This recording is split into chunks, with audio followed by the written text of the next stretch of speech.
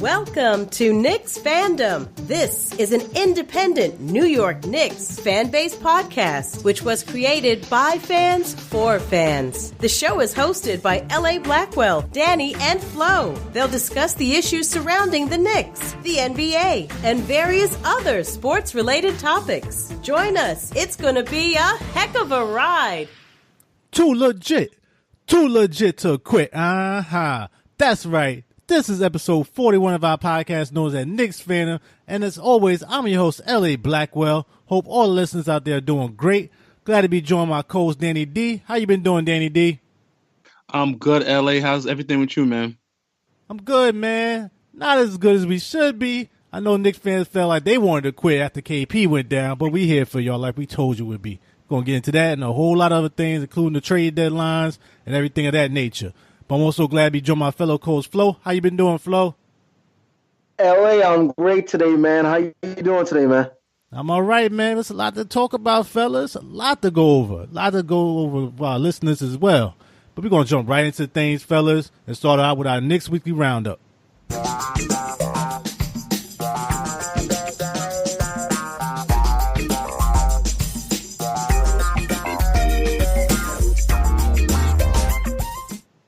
And as I stated at the top of the show, we're going to talk about the fallout from Kristaps Porzingis' recent season-ending injury with his torn ACL in his left knee, and how it will affect the Knicks organization, his overall future, and the fans in general.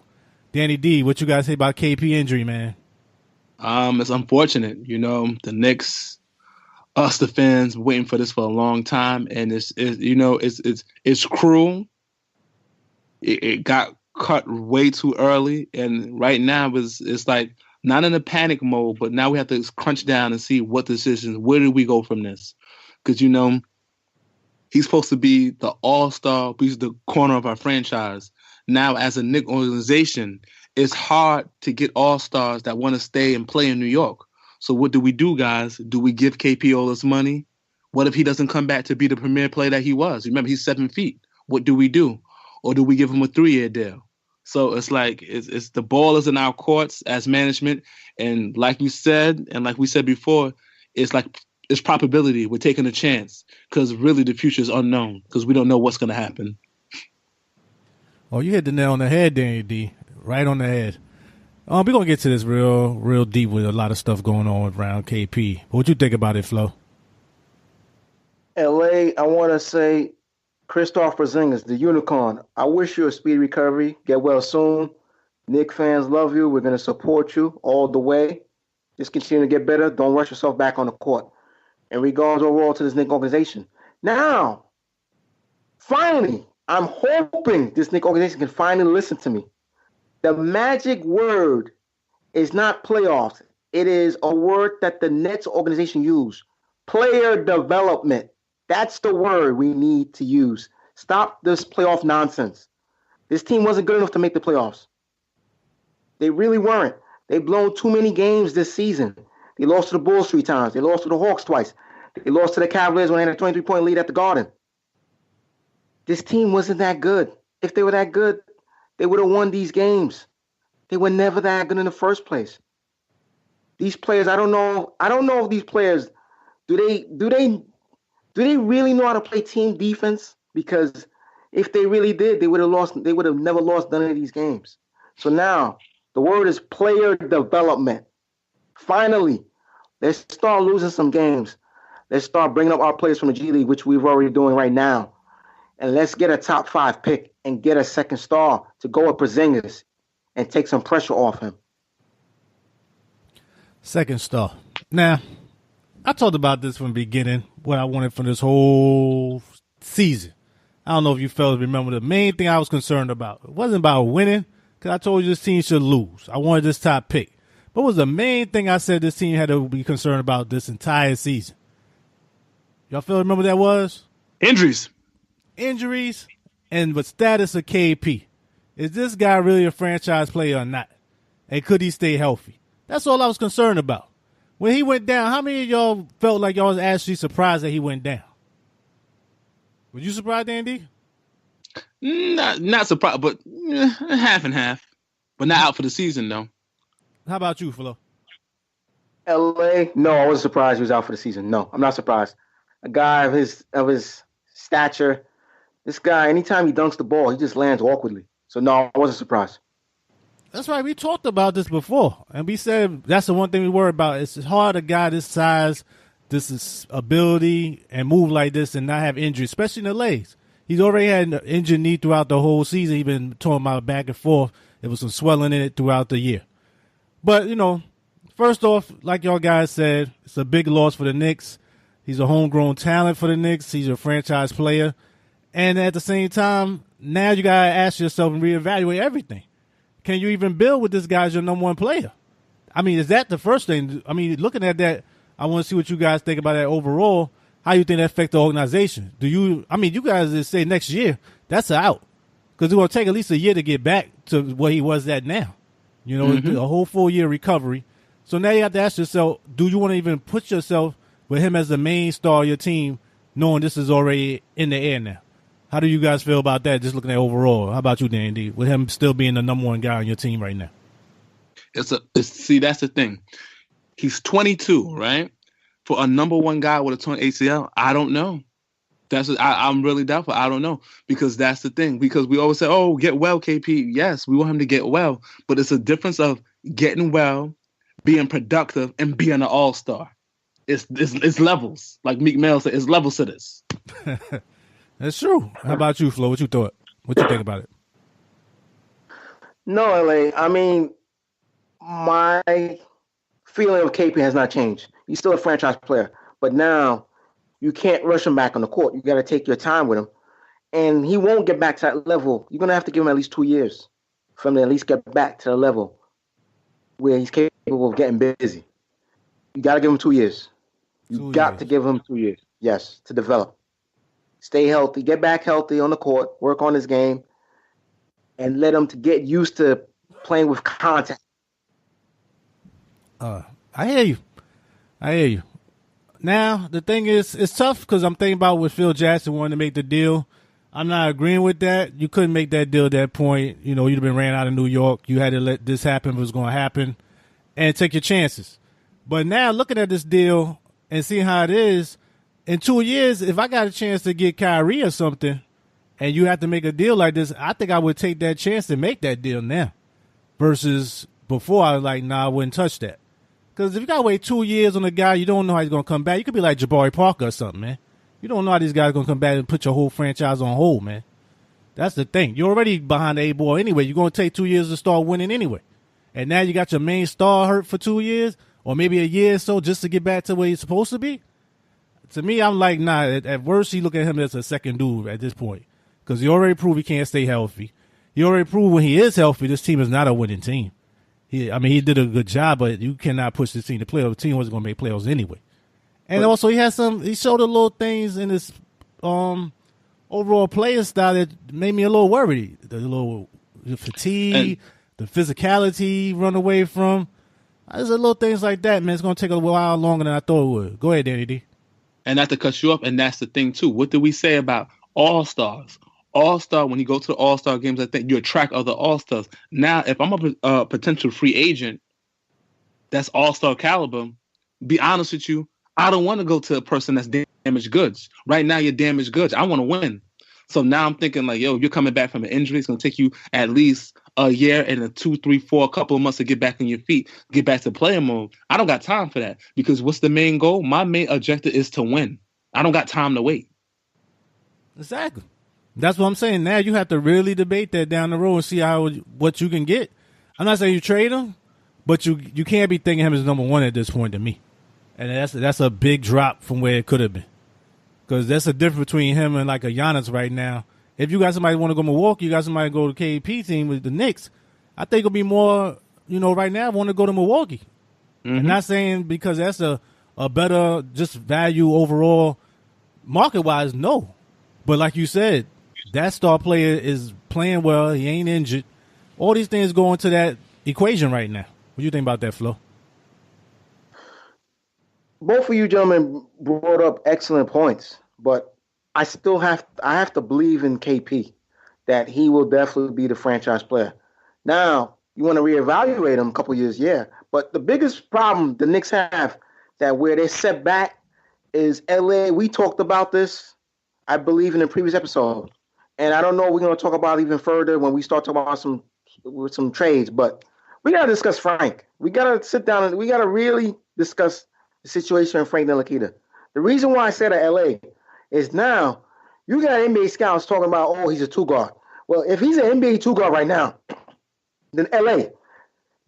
What was the purpose for, Stephen Mills? I apologize, my memory's shot, but what was the purpose of Stephen Mills going the free agent route and giving Tim Hardaway Jr. $71 million 4-year contract? What was the purpose of doing that? If Frank is a two guard, what was the purpose of the Knicks drafting Frank? You were thinking about the triangle, so you felt like Frank would fit in. Why would you think that way? You gotta when you're evaluating talent and you're on the clock, you gotta pick the best player available, not because this player fit my scheme.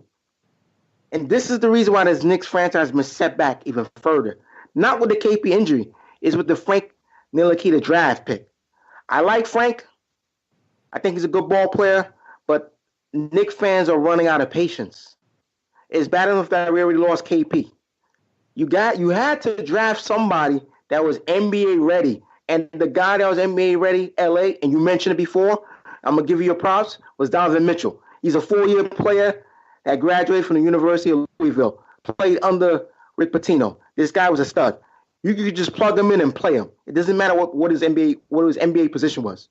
This is what's hurting the franchise back. Not the KP injury. Drafting Frank is what's hurting this Knicks team. I know me and D, we agree getting Dennis Smith Jr. That's fine. But either way, Dennis Smith Jr. is playing ball. Donovan Mitchell is dominating right now as an NBA rookie. He looks like rookie of the year right now. I concur. Frank is definitely hurting the Knicks right now because you needed more out of him. But this team wasn't winning anyway. But the thing is, look, plugging this player down the road, and you don't see him as that star player right now. Like you just said with Mitchell, and even with Dennis Smith Jr., you actually could see them guys as starters right now. You don't know what Frank is right now. And him being a two guard, he don't shoot the ball well enough to me to be a two guard. That's what I'm about to say. He's a two guard that don't shoot. I mean, the NBA is changing. Yeah. You know, you got so many interchangeable parts. So it's okay. It's not like it used to be when everybody just plugged in those one spots. I get that. But at the same time, he's too inconsistent and too passive. It's like right now he's just starting to show a little more aggression, going to the basket more. But he's very shaky. And now you got Emmanuel Mudiay. You know, we're going to talk about him as we go along the show. So either one of them might be your two guard in the day because neither one of them is that great a shooter, you know, at the end of the day. And they both have pretty good size. And Emmanuel, he's like 6'5" as well. So I don't know. You have to just see what happens as they play and as they get more playing time, see who progresses more. But right now, I totally agree with you that Flo, and that he looks very shaky, and it hurts that. Like I said, you got to hit when these draft picks, man. Because when you don't, it really sets your franchise back. It's like NFL when you don't draft the right quarterback. That thing can set you back for years, man. And you stay looking for these spots that you keep trying to plug over and over. But we'll talk about more as we go on along in the show. Another trade I want to talk about going into the show that recently occurred was for Willy Hernangómez, who was traded to Charlotte Hornets for Johnny O'Bryant, who was recently released, and the Hornets' own 2020 second-round pick and 2021 second-round draft pick. What did you guys think about this trade? Start with you, Flo. LA, I love this trade for the Knicks. Why? First, you get a trade exemption from Charlotte. I believe it's $1.5 million trade exemption. That's number one. Number two, you get 2 second-round picks for a player that the Knicks weren't playing. You got to keep in mind with Hernangómez, he was expected to be the starting center of the Knicks. What happened, LA? We traded Carmelo Anthony the day before training camp opened. We got Doug McDermott, backup small forward who could shoot the rock, and we got a starting center by the name of Enes Kanter. Kanter was not expected to start with this basketball team. But what happened with your man Hernangómez, LA? He still hasn't learned how to play NBA defense. That's why he lost his starting job to Enes Kanter. That's the reason why. So he wasn't getting his minutes. And like you said, LA earlier, the NBA game is changing. You need big guys that can shoot three. You don't need a traditional back to the basket big guy. You need a big man that can shoot the three. The reason why Hernangómez was expendable because the Knicks had a player that they just brought up recently by the name of Luke Cornett that can shoot the 3-ball. A big man that can shoot it. So that's why Hernangómez was expendable. He's not getting any playing time. You got 2 second-round picks where the Knicks didn't have any second-round picks. They have all their first-round picks, but they didn't have any second-round picks. So now they got some second-round picks. That helps them out a lot. It's a win-win for the Knicks. Definitely is a win-win. Okay. I hear you, Flo. I got my own little ideas around this trade. I'll go with you, Danny D. What's your thoughts? I was half and half on it. I'll see him go because my thing was I'm listening to Steve Mills and his blog before saying that, we're going to build for the future. Willy Hernangómez, we're going to keep him. And then you trade him. Yes, he had his faults on defense, but the whole team was horrible on defense. The whole team couldn't play defense. That's one. And then Willy Hernangómez is only 23 years old. I thought we could have waited a little bit, you know what I'm saying, and see how he was doing and work on it and give him some playing time. Because the year before that, he made like a second team all-rookie team. Hernangómez can play. And the thing is, what made me upset about that trade is that the Knicks, we devalued him.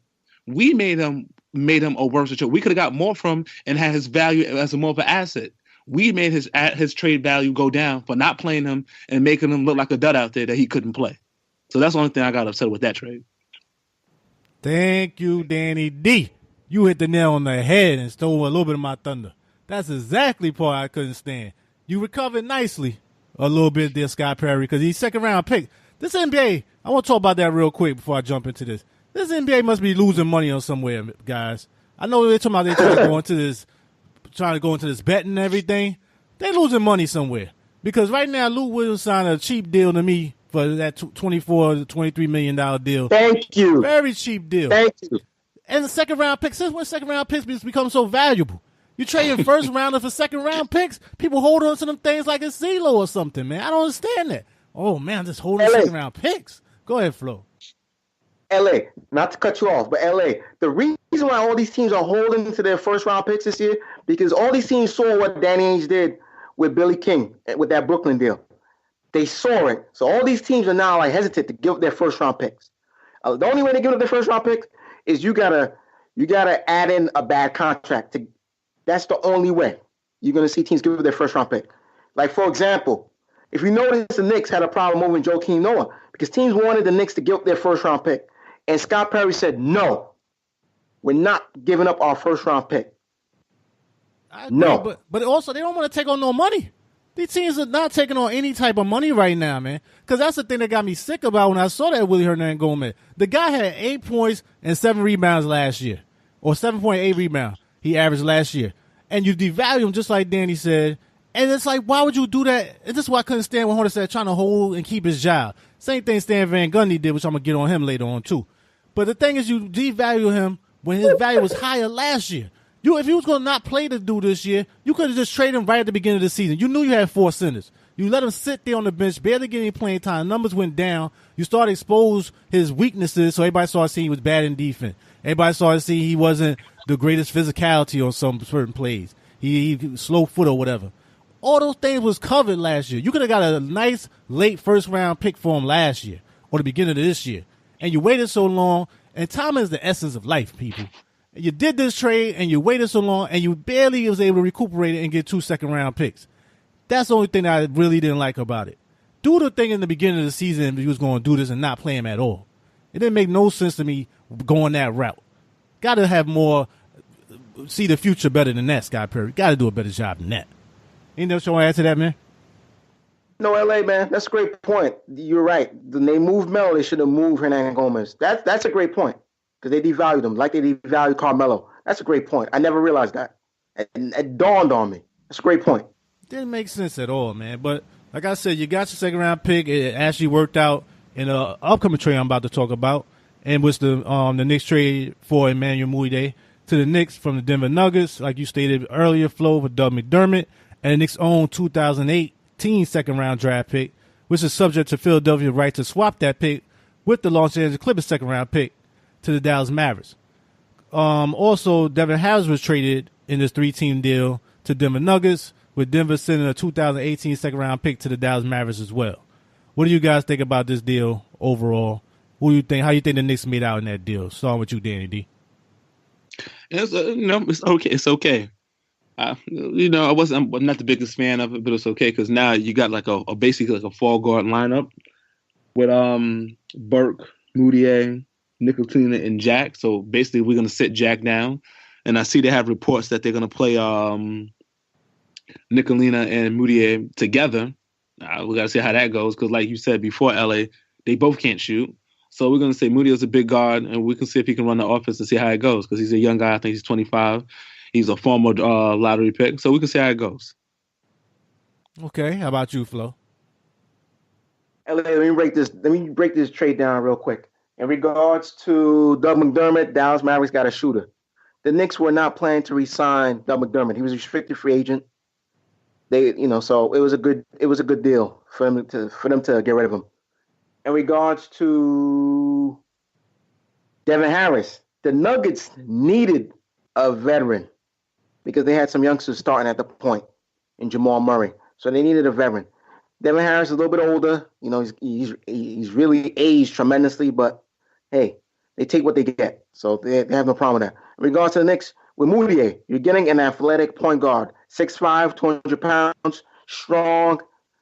The guy can penetrate the basket. His biggest weakness, he turns the ball over, he can't shoot. Claim to fame to Mudiay was this. He committed to go to SMU and play for Larry Brown. The problem with that was the NCAA stated that Mudiay did not play for an NCAA-eligible high school.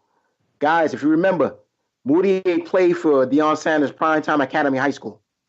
So since the NCAA would not want to credit his high school, he decided to go to play ball and turn pro and play in China for a season and then get drafted. Here's the guy I love, guys. You know I'm a big fan of him, but this was a draft. The Knicks drafted Porzingis, and I had no problem with getting Porzingis. So all in all, it still worked out because I got Porzingis even though he's hurt, but I get Mudiay, athletic point guard. Now, with the Knicks, again, D, you just mentioned this, and I mentioned this earlier. You're going to play Frank and Mudiay. That's telling me, again, you don't see Frank as a point guard. You see Frank as a 2-guard. Once again, this is the problem. This is a major problem. Trey Burke is a small point guard, but they don't see him as an NBA starter. Look at him as an NBA backup. Mudiay, you're getting Mudiay for another year, so you get to evaluate him. And once you evaluate him, you decide, okay, you know what, this guy's good. You know what, we could re-sign him. So you get him for one more year just to take a look at him. It's a good deal. It's a low-risk, high-reward deal for the Knicks. I love it. Mudiay needed to change the scenery. It's going to work out fine for the Knicks. I think this was a good deal for the Knicks all in all. I agree with you, Flo. I thought it was a good deal. You didn't really lose anything. Doug McDermott, he's a nice player. He's a role player. This team is not winning anything. Doug McDermott is not going to help this team right now. He's a player that should be with LeBron. That's the type of team he need to be with. Poor man's Kyle Korver. And that's what the Knicks are right now. So you lose him a second-round pick. You got an additional pick when you did the other trade with Willy Hernangómez. So you really didn't lose anything. Also, like you stated, he's a lottery pick. You got a young lottery pick in the 2015 draft. He went number 7 overall. You got a top pick like that with that type of talent, and you got him for cheap. So to me, that's a win-win. He's athletic. He can jump through the roof. He does have some ball handling issues, but he has good court vision at times. Very good defender. Not very good, a good on-the-ball defender. Shooting has gotten a little better. Still in the 30-something% three-point land. It's still erratic, but this is where Scott Perry and all his development issues you have to kick in. If that's what this team is about, they keep saying they want young players. They want to have these players growing in their tutelage. This is what you have him for. You get Frank, you got him. Now you're starting to get a few young players. Trey Burke stay. You got a few players. KP comes back. Tim Hardaway's still relatively young. That's what you want to do. You want to grow your own players. That's what a lot of these franchises do. Then you add a veteran or two, one of those star players, and you go on from there. So I love the deal in that respect. You could have got Alfred Payton. That's one thing I was thinking about, too, for pretty much the same deal. That's a question I have for you. I was going to ask you later. I'm going to ask y'all that now. Would you rather have Mudiay or you rather Payton for this same type of deal? Asking you, Dandy, which one would you rather have? Wow, because they got Big White got Payton just for a second-round pick, right? They didn't even give nothing up for him. Yeah. But the money would have been an issue with that. Oh, the money. Okay, because I was looking, I was like, man, they got him cheap. I'm still going with Mudiay for some reason because Peyton was streaky and stuff like that, but I think Mudiay is more athletic and do more. So I'll go with Mudiay. Okay, how about you, Flo?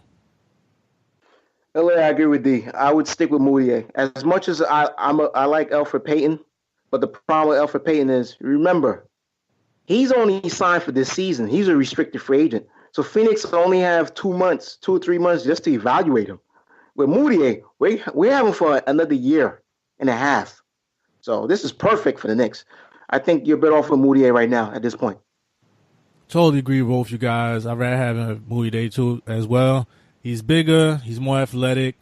And, he's a legitimate lottery pick. I mean, they both are lottery picks. He's a little earlier.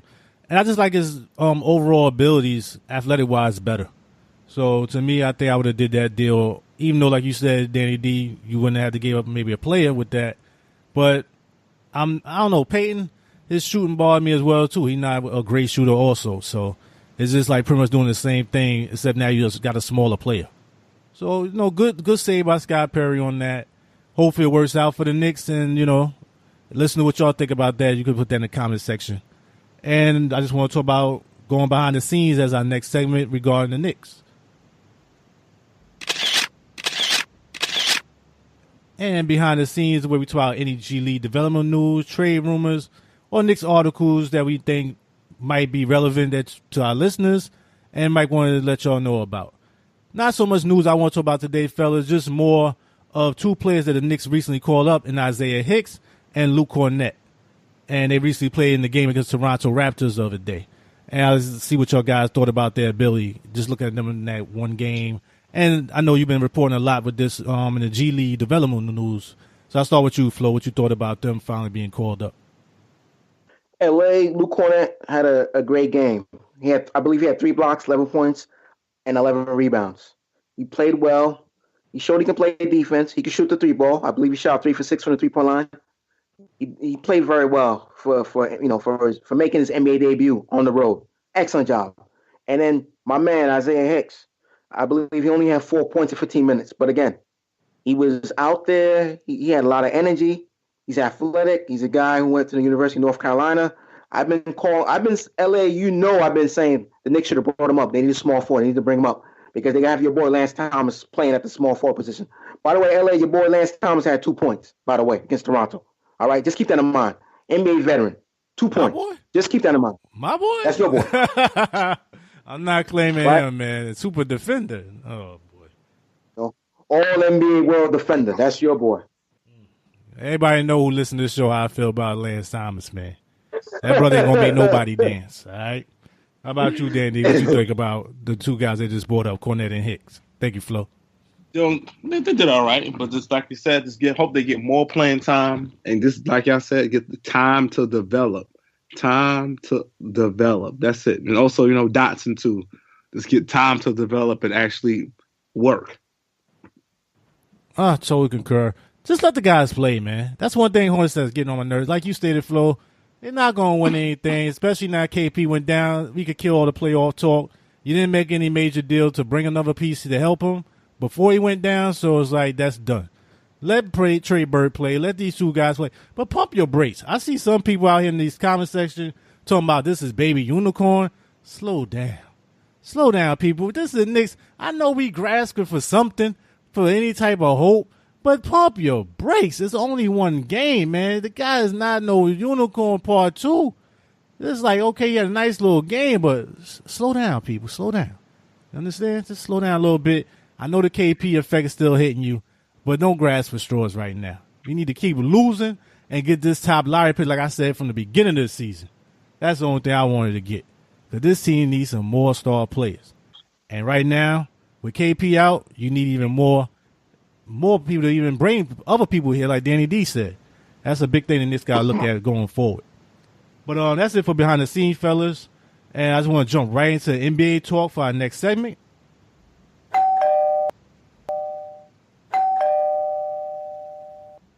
And for NBA talk, guys, we got a lot to talk about.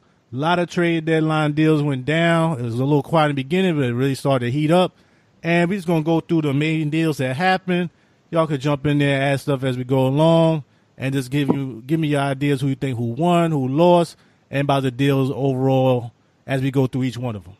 And first deal I want to start with, fellas, was a big deal involving the Cleveland Cavaliers, in which Cleveland Cavaliers traded Isaiah Thomas in the package to the Lakers, and the Cavaliers basically received Jordan Clarkson and Larry Nance. The Lakers received Isaiah Thomas, Channing Frye, and the 2018 first-round pick, the Cavs' own pick. It is lottery protected, though. Let's start with that first part of the deal before we go into the next part, fellas. What did you think about that part of the deal? Starting with you, Danny D. Unfortunate for Isaiah, even though LA thinks differently. It happened. It's the business. He thinks like that for the Cavs. Great move for them. They got rid. They couldn't wait for Isaiah anymore, but they got rid of that pick in Channing Frye, and they get Jordan Clarkson, somebody who can get up and fly on the floor. Doesn't need LeBron to help him create his own shot. A bigger guy, athletic, and last and there, Larry Nance Jr., who's very athletic and who can play above the rim. So let's see how it goes from there. Okay, thank you, D. How about you, Flo? LA, it was a great trade for both teams. For the Lakers, you move Jordan Clarkson 2-year, $26 million contract that was left. All right. For the Cavs, you're getting two players that are 25 years old. Clarkson, like D mentioned, a guy that can create his own shot, very athletic, come off the bench, be a nice six-man. Take pressure off of JR because we're still looking for JR Smith because we haven't seen him all season. All right. Larry Nance Jr., a guy that can, the guy that's very athletic again. Again, these are guys where the Cavs can have these guys switch off on defense and they can guard multiple positions. It's going to help the Cavs a lot. Like I said, good trade for both teams. Magic cleared up some cap space. He did an excellent job making this deal. Not only that, he also able to get the Cavs first-round draft pick. Excellent trade for both teams. Excellent trade. Okay. I hear y'all. I wouldn't say excellent. I say good. Good trade. You basically hit the rewind button, just like a reggae, DJ. Let me hit the rewind. That's all you did with this deal, man. You were losing because you gave up Kyrie, and that's what's still hitting them in the back. Because Kyrie, you should have never traded him, as we all said. But now because that didn't work out with Isaiah Thomas, and Isaiah Thomas really hurting his value, fellas. I know we talked about it a little bit off the air, but the guy went from James Bond to James Bond villain, man. Everybody was in love with Isaiah Thomas. He played hard. You saw it when his sister pad, rest in peace. All those things. He played with his teeth falling out. And then it's like now he come in, it's like he's a malcontent. And it's like, oh, this is the same guy. The hip is not playing. The hip is hurt. He's not moving around well. He's a locker room problem. And now he's even going Lakers and out here somehow allegedly saying he's not going to come off the bench. Telling his agent he got to start because he want to get this money. This is not the way to go about it. If anything, like we talked about before, if you was this hurt, you was better off sitting there because you just killed your value and killed your stock on it with your team already. I don't know who's going to give him this money. I mean, it's always one fool, one sucker that might do it. But compared to where he was before he came to the Cleveland to where he is now, I've never seen somebody stop drop so quickly, fellas. I don't understand that. But just looking at overall, Clarkson, y'all like him better than I do. He's an okay player, somewhat erratic. Larry Nance will fit in nice with what they're trying to do. He's a defender. He'll do some pick and roll, do some lobs, getting some dunks and stuff. But the main thing with the Lakers, like you said, they're trying to open up cap space. They're not going to sign Isaiah Thomas back for this type of money. So right there, they may try to go after LeBron down the road. Who knows? So it made a lot of sense in that respect. But there's no guarantee somebody's going to come to the Lakers right now with the way that team is set up. Even though you got Magic there, you don't really have the other players right there to really make you want to go there other than just the bright lights of L.A. So we'll see as that goes along. The other part of the deal that happened for Cavaliers was the Cavaliers received Rodney Hood and George Hill. The Jazz received Jay Crowder and Derrick Rose. And the Kings received Joe Johnson, Iman Shumpert, and a 2020 second-round draft pick. What do you think about this deal, fellas? Starting with you, Flo. I know you're a big Rodney Hood fan. Rodney Hood. Finally, he gets to play with a winning organization. Finally. The problem with Rodney Hood is he's not a number one option. That was the problem. They were trying to pump him up to be like the next Gordon Hayward in Utah. The guy's been injury prone, but the guy can ball. The guy can shoot the rock. He's putting up career numbers this year, averaging 17 points. He's shooting, I believe, over 40% from the three-point line. The guy can shoot it lights out. I'm very happy for him. He's going in a winning situation. He's going to take a lot of pressure off LeBron, man. He's going to take a lot of pressure off LeBron, man. You guys think Kyle Korver can shoot? Rodney Hood can shoot. Trust me. Rodney Hood can really shoot the basketball. George Hill. Sorry, LA. George Hill. Veteran ball player. A point guard that can shoot the rock. But again, here's a guy who got his money. But then right now, I don't know. It seems like he's hurt. I don't know what's going on with him. But he needs to change scenery. So he should definitely help the Cavs. Only problem with Rodney Hood, he's a restricted free agent. So the Cavs could lose him at the end of the season. That's the only problem. But other than that, get yourself another shooter. You get yourself a point guard in George Hill. So you got some pieces. Now. Another guy, interchangeable piece. Rodney Hood, 6'8", 2-guard. You know, you can slide him and put him at the 3 if you wanted to. So again, a good piece. Definitely some good pieces. Okay, how about you, Danny D? The same thing. They got rid of dead weight. Now they have more options. They got like 4 options now that can be ball handlers and create. So LeBron can stop crying. So he doesn't got any help now. For that thing, Utah. I'm trying to figure out how Utah won in this deal. I'm still confused with that. With Utah, how they doubled up. What was their reasoning behind what they did?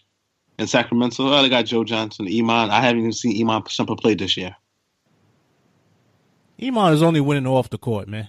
That's it. Yeah, I see that. I play basketball, man. He winning with that check-in with that family, man. That's it. Yeah. But Iman is a shell of what he used to be when he was with the Knicks, man. A shell. But, like you stated, Danny D, this was a win for Cleveland because of addition by subtraction.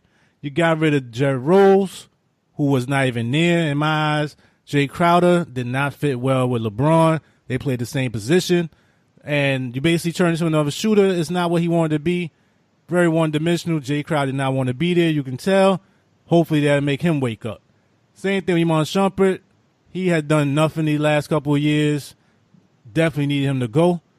Rodney Hood, like you stated, Flo, very good player. Not very good. He's a good player. Somewhat erratic at times, but he can put the ball in the hoop. He definitely can do that. A little soft sometimes defensive-wise. That's my only issue with him. But the key to this deal to me is George Hill. Are you going to get George Hill that used to play with the Pacers, or you going to get George Hill who looked like he was disappearing MIA up in Sacramento and just cashing them checks? Because that dude didn't he didn't want to be there. He had no energy. He didn't even play great defense. If you want to get that George Hill, then that's a bust. But if you want to get the one that's back in Indiana, that might work out for him. So, and it don't take much for LeBron. You give him enough pieces, LeBron is that great a player that he going to make that team get to that next level. That's one thing I say with LeBron. Just give him some shooters, give him some players that actually can move, show some life out there, and actually want to play together. That's one thing he does. Really, we talked about this last episode. That team looked dead out there, man. They did not want to even be on the same court with each other. And that's a big thing. Even you see San Antonio, they may not have the best talent, but at least they have a great scheme, they have a great coach, and they have a great execution. That makes a big difference how a team plays. So at least now you got some pieces, you got some people that can put the ball in the hole. LeBron demands so much attention, it's going to make those other guys look even better if they would just bring half their game. Clausen's going to look great. Hood's going to look great if they bring their top game. Same thing with Hill, if he can step it up like he used to. And as for Joe Johnson, like you saying Jazz, I don't know what Jazz was doing. Other than they didn't want to pay Rodney Hood. That's what that's telling me. They didn't want to invest that type of money into him. Thank you. That's the only thing I could see. Go ahead, Flo. No, I was going to say thank you. I just think with Utah, they really did not want to. They didn't want to pay Rodney Hood. That's what it was, because they're thinking that because he's so injury prone, they don't want to invest in him. That's the problem with Utah. So they rather get rid of him quickly and get something in return. But again, I'm not sure what they got. If you think about it, what did they get back in return? You get Jay Crowder. He's supposed to be a 3-and-D guy, but it looked like Danny Ainge proved he's the smartest guy in the room by getting rid of this guy quickly. Man, that dude is just doing it again and again, man, making everybody look bad. I'm not making no more deals with him, man. Not right now. He's making a whole list of people. Brooklyn deal. Anybody learn? Sorry, cut you off, Al. Has anyone learned from this Brooklyn deal? Why are you making deals with this guy? And not even just the Brooklyn deal. Look at Philadelphia. Markelle Fultz hasn't played a game yet. And Jason Tatum looking like a rookie of the year almost, man. Hey, LA, don't get me started, LA, on the Colangelos. Don't get me started again. I'll just say that's another Danny Ainge move right there, man. You gotta give the guy credit. And that's it pretty much for that deal. It's definitely gonna help Cleveland though. Nice little reboot.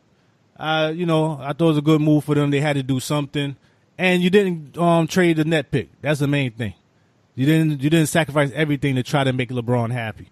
So, also says something right there too, though.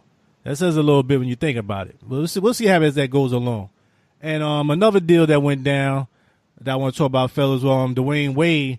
Just because we on Cleveland, he was sent back to the Heat for a likely protected future round second pick from the Cleveland Cavaliers. Real quick, what y'all guys thought about Dwayne Wade going back home? I know Gabriel Union is happy about it, but how about you, Flo? I mean, for D-Wade, he can finally retire as a Miami Heat. Hopefully, he can give them some offense. They need some scoring in Miami. LA, you mentioned this before. I believe in the previous podcast. You have an issue with Hassan Whiteside. You don't know where his mindset is. So hopefully, D-Wade can take some pressure off this Miami Heat team. We're still waiting for a guy like Justice Winslow to develop properly. That's a guy I was looking for the Knicks to try to make a deal for. I would love to invest in Justice Winslow. Take a fly on him, but we'll see. Maybe he gets rejuvenated when he sees D-Wade. We'll see. But right now with Miami, they're the fourth seed. They need to make a big move, but I guess this is the only thing they could think of. So, we'll see. Definitely see. But D-Wade, welcome back home. That's all I can say. Welcome back home. Okay, how about you, Danny D? Yeah, that's just Pat Riley making amends for the mistake that he made, that they both made. So they kissed and made up because, he's going to come. He can help, but, he's getting older and things like that. He can be a productive person off the bench to help out a little bit, but that's not what they really needed. But, hey, what can you do? There's some help. I hear you. D-Wade was done in Chicago, man. I mean, he didn't look like nothing to me since then. You see spurts of the old D-Wade. Best thing is, like you said, he back in Miami. He can move upstairs in the management, which is where he need to be. But the player that he is and was is not there no more. It just comes in spurts. The defense is not great. Never was that great to begin with, but it's definitely like what it was back in the day. At least he was a good help defender. Now, it just looked like a shell of itself out there to me, man. So I don't know how much more you're going to get out of him going forward. But, you didn't give up a lot to get him. It opens up the roster for the Cleveland Cavaliers, and that says something that even LeBron didn't want him to stay at this point. He was okay about him going, and they're best buddies. So that tells you something right there about how he has somewhat digressed in his ability overall.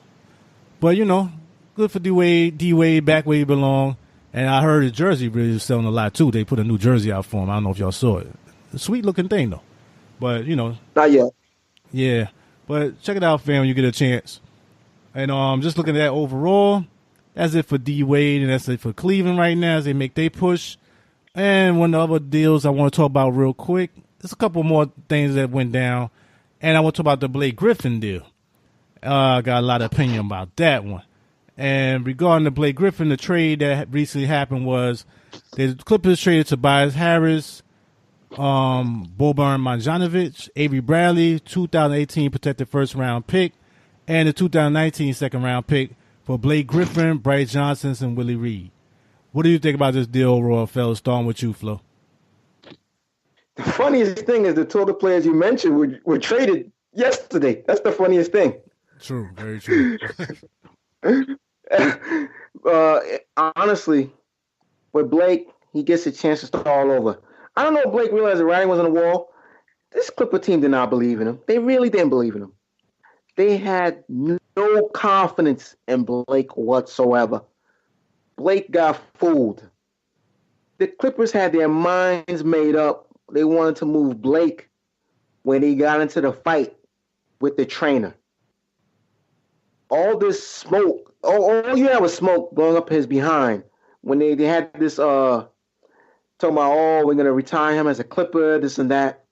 Listen, the Clippers wanted my man Chris Paul. Chris Paul said, you know what? I'm not coming back and resigning with you guys. I'm going to opt in, and then you guys trade me. I don't want to be back here.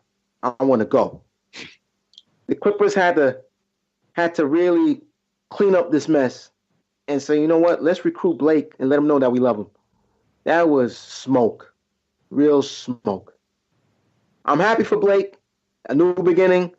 But the biggest question mark is this with Blake. He's injury prone. He's making a lot of money. Is he really a number one option at this point in his career? We know when he's healthy, he's a top 10 player in this league. But again, this guy, like I said, hasn't been able to stay healthy. When was the last time this guy even played 80 games in a season? So again, Stan Van Gundy try to hit a home run. He put everything on the line. And he's betting on Blake. In order for this deal to be successful, Blake has to be healthy. That's very important. Because at the end of the day, LA, we talk about this all the time. No free agent is coming to Detroit. If you're going to get a star coming to Detroit, you only have two options. Through the draft and through a trade like this. Period.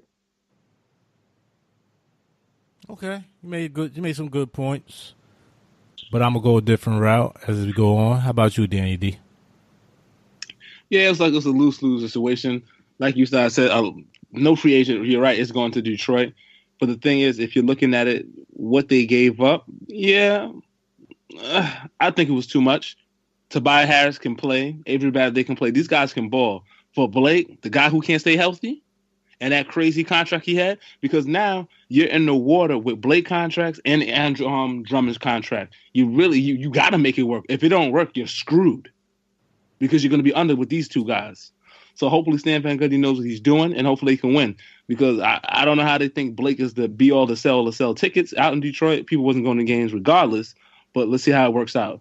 And for the Clippers, I think the Blake move, giving him that money, was that because they had to sell tickets. The same thing out in Memphis. You got to sell tickets. It's NBA, but you still got to make revenue, and you still got to make it more competitive to sell them things. Because you see they made that big bandwagon for Blake to come out there. They trying to sell tickets to have fans come to the game because he's a quote-unquote superstar all-star.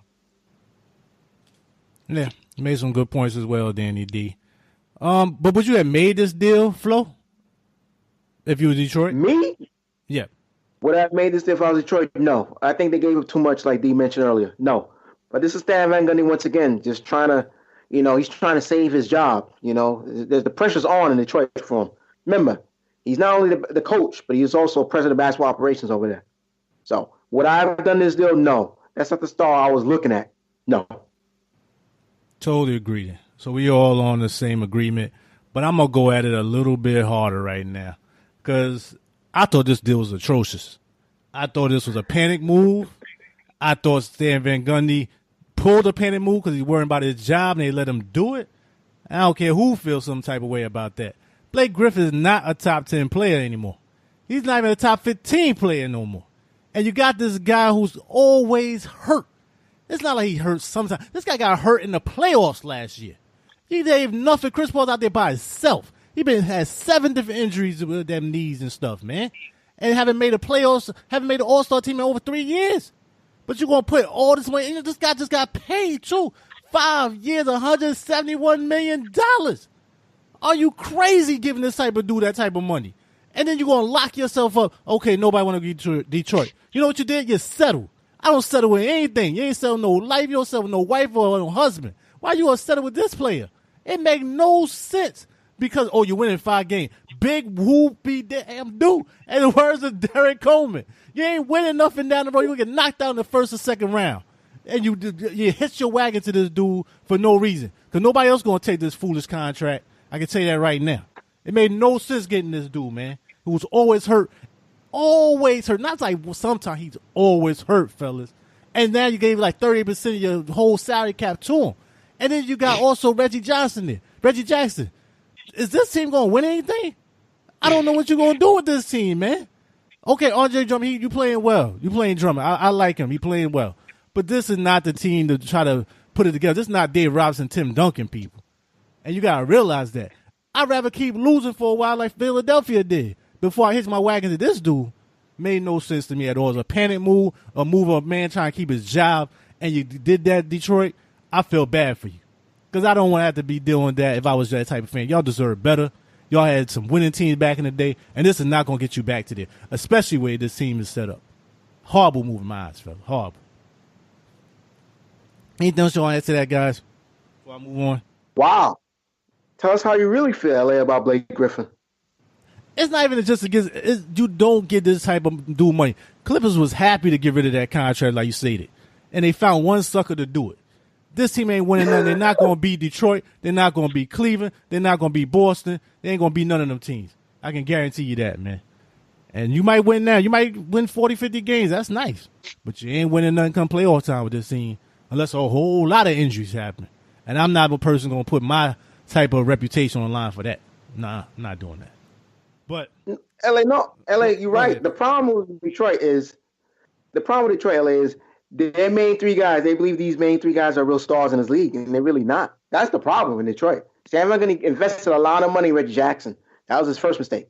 And you invested money in Andre Drummond. That's fine.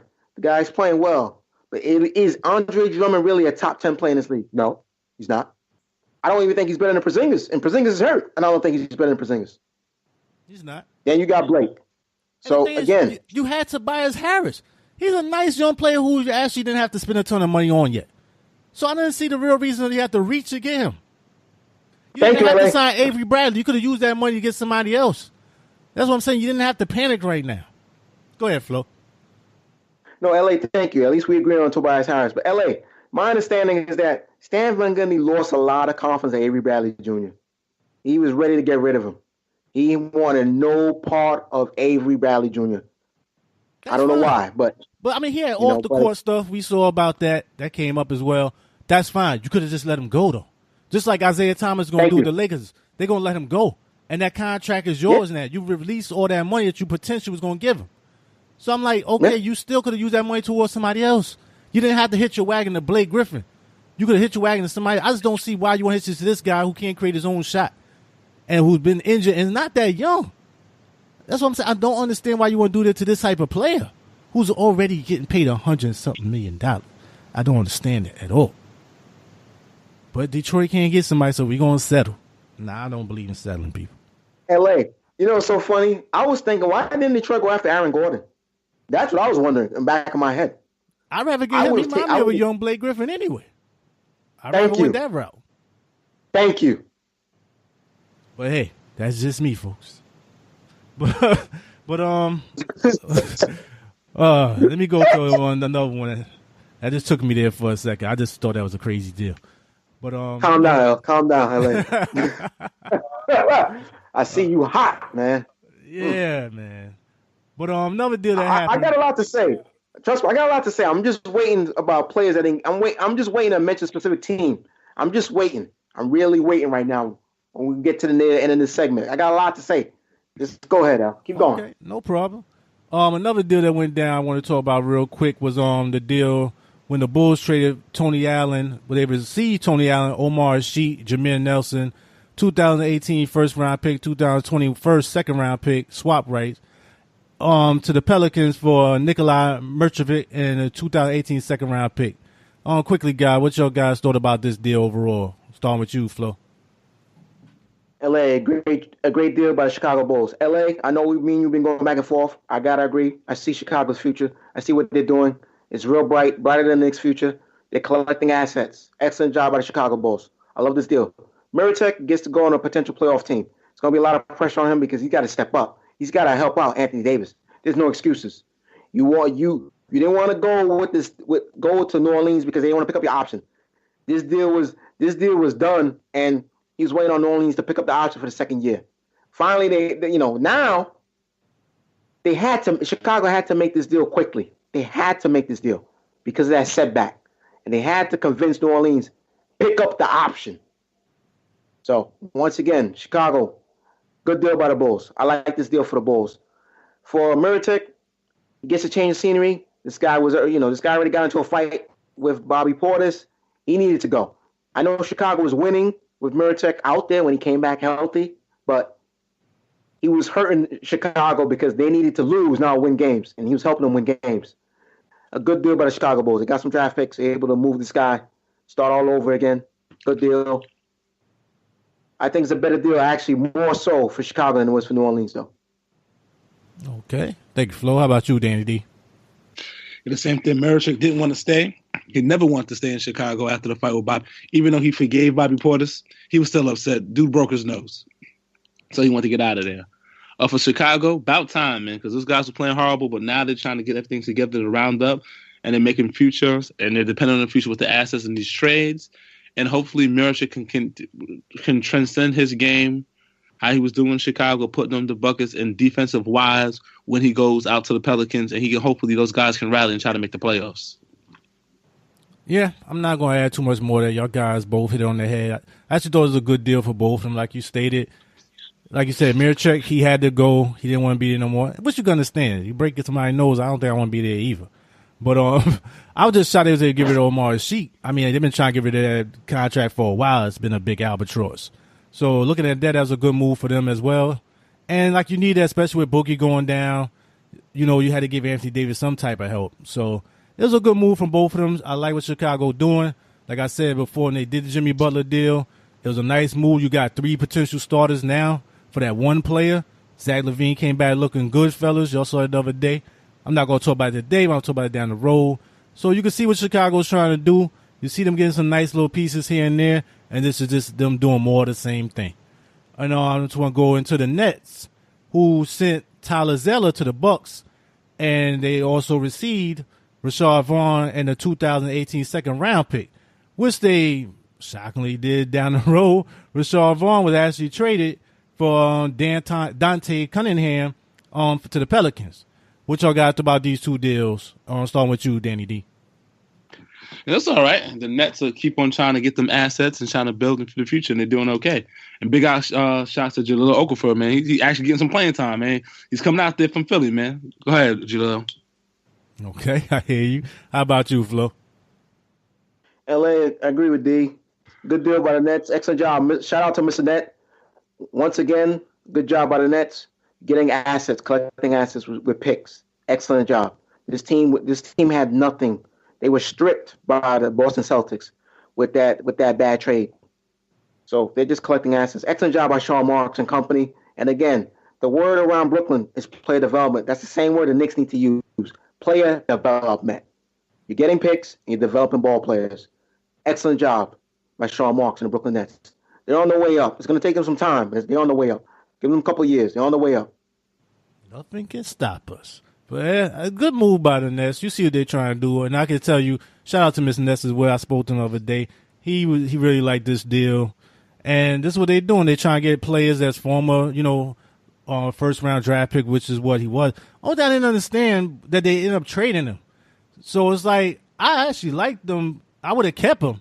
To me, I felt he still was on a cheap deal, Rashard Vaughn, and he's a pretty good shooter. That's what he's supposed to be known as. You could have had him as a poor man, I won't say Allen Houston type, but just a guy you could have developed down the road, especially in this type of San Antonio offense. And I thought you would have been better off doing that than doing the Cunningham. But I think Cunningham becomes a free agent after this year, so maybe they're trying to open up cap space down the road. That might be why they did it. But, I would have kept him up to me. But you got other shooters there with Joe Harris, Spencer Dinwiddie, so I understood where they was going with that as well, too. But, nice move. Also a very good move. Pelicans trying to do little things here and there as well. So you see they're trying to give themselves, they really need some shooting over there.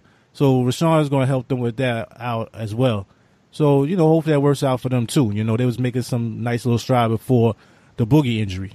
As we go along, fellas, one of the other deals I want to talk about was the Pistons acquiring James Ennis from the Grizzlies, and the Grizzlies received Bryce Johnson, the future second-round pick. What did you guys think about this deal? I thought it was one of them deals that was kind of under the radar that might be a little bit significant. How about you, Danny D? No, I haven't seen anything. But who got the second round pick? The Grizzlies got him. Yeah, the Grizzlies been a waste for me. You know how I felt about the Grizzlies. It was like, yeah. He said, yeah. How about you, Flo? Go ahead, D. They need to do more than that, man. They need to trade everybody. They got to start somewhere, D. They got to start somewhere. How about you, Flo? LA, finally, the team I want to talk about, the New York Knicks fandom punching bag, the Memphis Grizzlies. Finally, I want to talk about this team. A joke of a basketball organization, an embarrassment. Finally. Here's a team where teams were calling for Marc Gasol. Calling for Marc Gasol. We had 2 years and $49.7 million left on his contract. Teams were calling, and they were like, nah, we're not trading Gasol. He's our franchise player. No. Here's where the Grizzlies screwed up. That's the first mistake they made. The second mistake is the Grizzlies had second-round pick offers for Tyreke Evans. And what did they do? They did nothing. Nothing. They were hoping for a first-round draft pick. You should have moved Tyreke Evans. Guess what? He's a free agent at the end of the season, unrestricted. Guess what? Are you going to get a free agent coming to Memphis? Hell no. This team is an embarrassment and a joke. They are a laughingstock of the NBA. They should be ashamed of themselves. That was a good deal by Stan Van Gundy. Got himself a shooter in James Ennis. Excellent under-the-radar move by Stan Van Gundy. That's a better deal than the Blake Griffin deal. I love that deal for Stan Van Gundy. He did something right. Got a shooter. Excellent job. James Ennis is an athletic shooter that can really shoot the three ball. Excellent job by Stan Van Gundy. Kudos to him. He did something right. Grizzlies, shame on you. A laughingstock. An embarrassment. A joke. As you told me, tell me how you really feel, Flo. I hear y'all. Grizzlies need more help than what they got in this deal. But only thing is with that, he's not a bad player, though. Bryce Johnson, I think he's a guy that's a little bit underrated, you know. He's not a bad player to me. And they got a future second-round pick, and as you see, the future second-round picks are becoming very valuable right now. So I understood that part of it. The other parts, we all agree that team is not going nowhere. They made a lot of bad moves. But I thought this was actually a decent move for the Grizzlies. For the Pistons, you need some more shooters out there, especially with two big men down low. I understood it on that regard. Didn't have as much beef, nowhere near as much beef as I did with the Blake Griffin deal. So I was fine with it from both sides. I thought it was a good move for both teams, you know, overall. And any other deals y'all want to talk about or anything y'all want to touch back upon that we went through previously, guys? Just jump in there. LA. Go ahead, Flo. LA, you mentioned something earlier. I got to bring it up earlier. And also, again, back to the Grizzlies. Let me ask you one quick question on the Grizzlies, LA. Based on the bad deals they've been making, LA, do you feel confident they'll draft a good player with a second-round pick? That's my question I have for you. Right now, no. Exactly. Right now, no. The answer is LA. The answer is no. You know that. The answer is no. The answer is hell no. Be honest. Hell no. Come on, man. Be honest. Don't lie to the listeners here. Be honest. Hell no. This team is a joke, man. You fire a coach in David Fizdale. You taking the support of your best player. You're not going to be able to recruit free agents, LA. We talked about this last season. We talked about it this season on Knicksfandom. No one's coming to Memphis. So you had to make some deals to improve your ball club. Start moving some pieces. And they did nothing. I'm not disrespecting Bryce Johnson. But again, do you think the Memphis Grizzlies are going to utilize him properly? No, I don't think so. Do you? No, but they need players. Because even the fact that Tyreke Evans, that's a player a lot of people could have got last year. Didn't cost you that much, and it was a talented player. So you take a shot at him. And it worked out for them. But like you said, maybe they should go for it and re-sign him. Because like you said, how many people actually want to go there? And I think that's the same type of move, this type of move. He actually is a player that has some ability. And they need as many players they can get. Especially with that type of team, the way it's set up over there. But, you know, that team just need help overall, man. And I don't know where they're going. And they're like they're going nowhere fast, man. But go ahead, Flo. Yeah, LA. You mentioned earlier about Lou Williams. That was a bargain deal. You know, I know he wanted security, but man, oh man, that was a cheap deal. The Clippers got him real cheap. And that devalued the guard market for this up-and-coming free agency, man. It really did. Because if Lou Williams is worth $8 million, how much is Marcus Smart worth? Maybe 5, maybe 4? I mean, wow. I mean, seriously, man. It really devalued the shooting guard market in this upcoming free agency. That's all Lou Williams got? He deserves more than that, man. Wow. The only thing I think that could hurt him is why they went that way because of his age, which is versus a lot of other players that might be younger, so he might demand a little more. But he was definitely underpaid to me. And like you said, to me, that's definitely set up the next couple of years. These guys are not going to get these big deals no more. You're not going to see these deals where people just overpay for these people like over in what you call his name, I forgot his name right now. The guy we always talk about, we wanted to come to the Knicks. And it'll come to me down the road. But a lot of those type of players, also like you saw in Charlotte, a lot of overpaid players there. Them type of deals are not going to happen right now. These teams are not doing that. They're not even being tempted right now with these first round picks to even try to sign the people for those type of money. So, I mean, I don't know what that said about the NBA going forward. Maybe that's why they're talking about this gambling and stuff. And I even heard somebody they might be expanding down the road to 2 more teams they think about adding. So, to me, that's telling me right now these teams don't have the salary cap luxury that they used to have. So, right now, you better try to stock up with your contract. I don't know that's safe for people like Isaiah Thomas. If Lou Williams getting this type of money, what you think about that, Danny D? Oh yeah, Isaiah screwed. That's it. His is just like when they say the perfect storm. His is the perfect storm right now of getting screwed over. Because now, if you get a Britton truck, I don't even know if you can get a TD Bank truck because I don't know what's going to happen. Because now with Lou Williams taking that 24, you're saying 8, and he was basically a healthy player and stuff like that. And the fact that they took, remember, Blake Griffin is not on the books anymore. So they had money to give unless Lou didn't want to test the market, and he was like, you know what, I'm gonna give them a hometown discount. But he was born in Georgia, so I don't know I don't know. Now, I'm absolutely confused and things like that. But if you're gonna go in there, you're gonna have to ball hard and you're gonna have to negotiate hard with agents. Like so, people like Norris Noel, Marcus Smart, all those guys are gonna be free agents. Isaiah, y'all gonna have a rough summer. Yeah, just true. I know it's about Evan Turner. That's the guy I was thinking about. Oh, but okay. yeah, these guys not gonna get that overpaid no more. Not at least for a little while. But it's a different NBA, folks. Different NBA out there right now.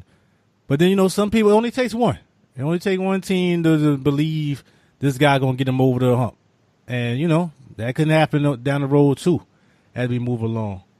But I don't know. This was a hot and heavy trade deadline. A lot of deals happened. Some deals you kept hearing about, waiting for them to happen, didn't happen. You kept hearing about DeAndre Jordan. That never materialized. It might happen during the off season after this season's over with. They might reevaluate that and touch upon that again. But, also Tristan Thompson's name was mentioned a couple of times. I still think Kevin Love might be back out there depending on how they do come playoff time. But it's like one thing to say about NBA is never dull with those type of things happening. Anything else you want to add to that, fellas, before we close out the show? Yeah, LA. We got to look at some players that are going to be probably buyout candidates like Joe Johnson, Derrick Rose. Also, Boris Diaw playing in France. He's got to opt out in his contract. So we got to look at these players. Also, Tony Allen, Marco Bellinelli. We got to look at these players and see if they get a buyout. And hopefully they'll sign on the playoff team. And we didn't talk about the free agent signing by Boston did. They signed Greg Monroe. We didn't talk about that. You want to talk about that right now? Yeah, we can touch upon that real quick. Yeah, what you thought about that deal, Flau? Good signing by Greg Monroe. He's going to a playoff team. I don't know if you guys were aware. I believe he took less money to go to Boston. They offered him $2.5 million. The Pelicans offered him $5 million. That's his hometown. He's from Louisiana. And the starting center position. He turned it down to go to Boston, see if he can make the playoffs and come off the bench. So, again, he's betting on himself. He's trying to get some playoff experience. Signed with Boston. It's a good signing by the Boston Celtics. And Monroe gets to play with a playoff team. So, it's a win-win for both the Celtics and with Monroe. Oh, definitely. And plus, he got his money anyway because they bought him out. So it's like I always say, when you win, you can always sign one or two players to finish the job. You're seeing with David West, you're seeing with Greg Monroe. Everybody loves a winner. Plus, like you said, you'll be on the big show. People see you more during the playoffs. It makes your value go up if you can play well for them. So he may want to get a little ring too. So nothing wrong with that. Nice move. That's what Boston needed. They need some more size up front. They had Al Horford there, and he's kind of undersized for his position. So I like the move overall. I thought it was a good move. How about you, Danny D? Yeah, he's playing with house money, so he's going out there. He's getting that check, and he's getting paid from Boston, and he fits the system quite well. And Kyrie needs help, and Greg Monroe can score. He can play if he gets the ball and gets the chances. So it's a good fit for him. Yep, definitely a good move overall. And Danny Ainge, man, stay winning. He stayed winning, and that's going to help them up down the road when they play different teams. like San Antonio, they need more size and things of that nature too. So they're looking down the road with those type of things. I mean, if they would make that the finals or something of that nature, but they'll need it before that, even with Toronto in the East, Anything else you want to add to that, fellas? I think LA, Danny is in the running to be executive of the year this year, man.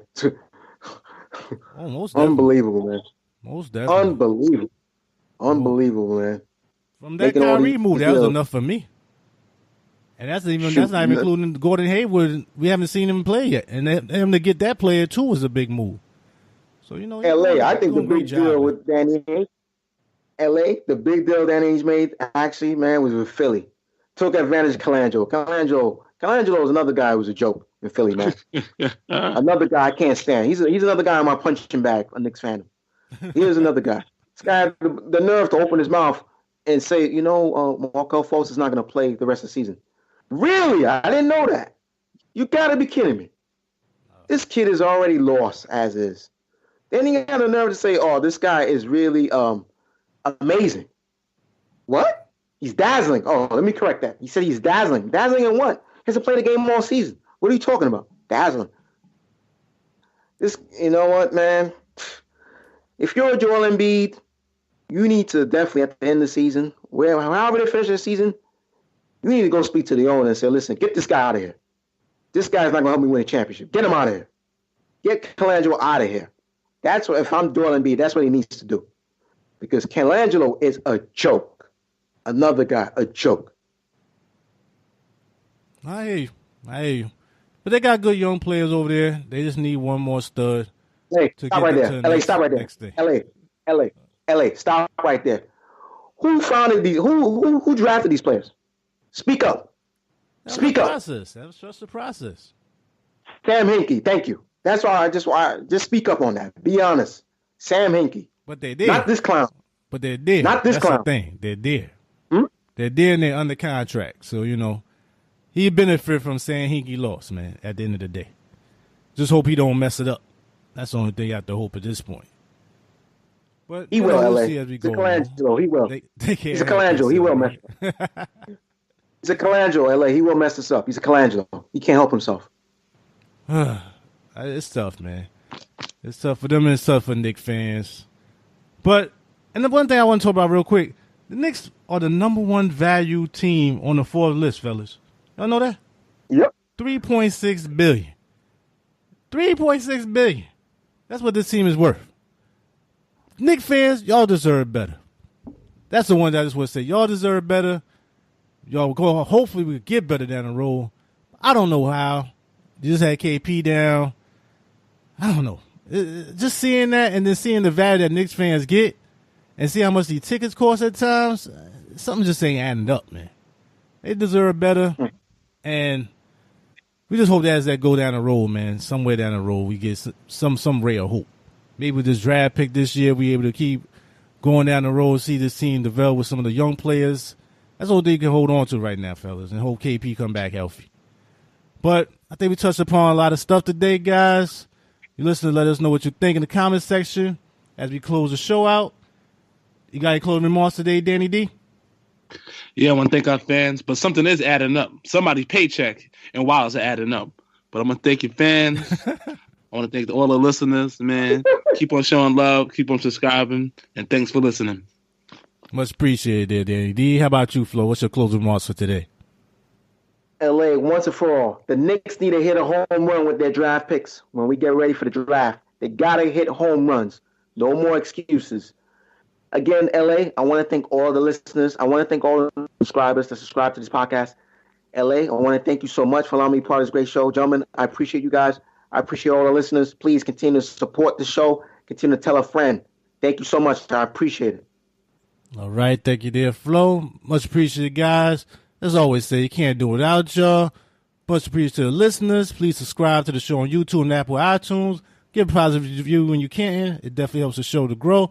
And tell a friend about the show. Most importantly, keep tuning in, guys. See ya.